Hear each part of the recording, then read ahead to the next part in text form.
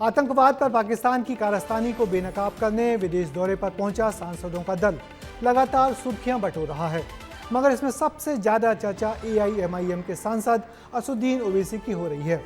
ओवैसी लगातार अपने खास चुटीले अंदाज में पाकिस्तान की पोल खोल रहे हैं, मगर हैरानी इस बात की है कि दुनिया के देशों में हमारे सांसद ऑपरेशन सिंदूर का गुण गा रहे हैं तो उनकी पार्टी के ही लोग देश में ऑपरेशन पर ही सवाल उठा रहे हैं। राजनीतिक दलों की इस उलटमासी पर देखिए ये रिपोर्ट।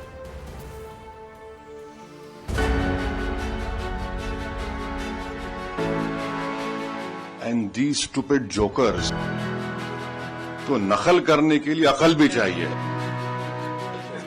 इन नालायकों को अकल भी नहीं है।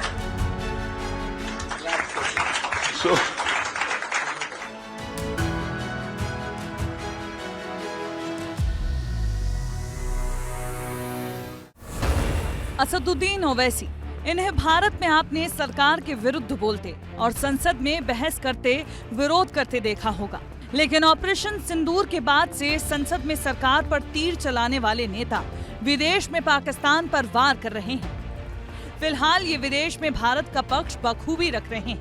ये हम नहीं बल्कि खुद इनके तीखे बयान बोल रहे हैं। ओवैसी भारत के डेलीगेशन बनकर कुवैत पहुंचे तो पूरे फॉर्म में आकर पाकिस्तान के PM और सेना प्रमुख को बेवकूफ जोकर बता दिया। I am telling you something fact about the fact. I think yesterday the Pakistani army chief had gifted a photo to the Pakistani Prime Minister Shehbaz Sharif.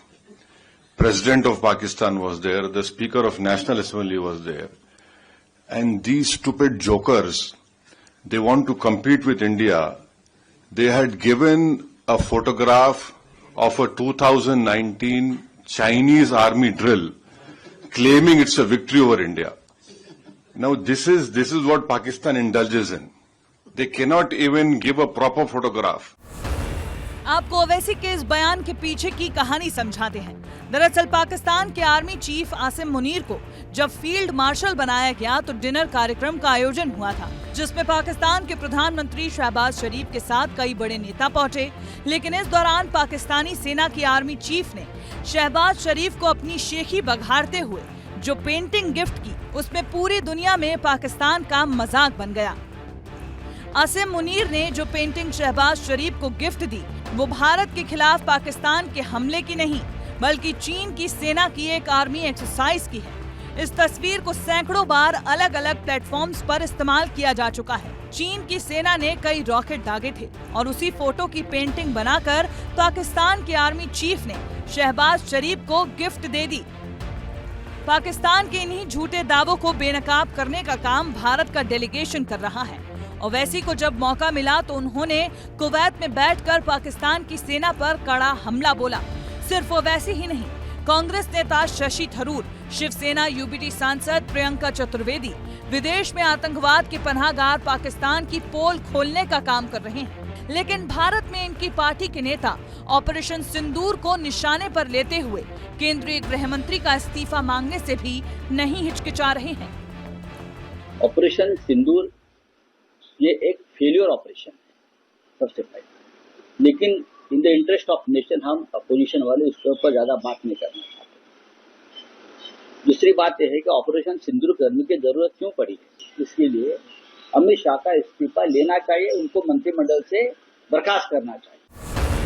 भले ही ये बयानबाजी राजनीति का हिस्सा हो, लेकिन जब ऑपरेशन सिंदूर जैसे सैन्य अभियानों को सियासी चश्मे से देखा जाता है तो इससे न सिर्फ सेना के मनोबल पर असर पड़ता है बल्कि देश की एकजुटता भी सवालों के घेरे में आती है। ब्यूरो रिपोर्ट, विस्तार न्यूज।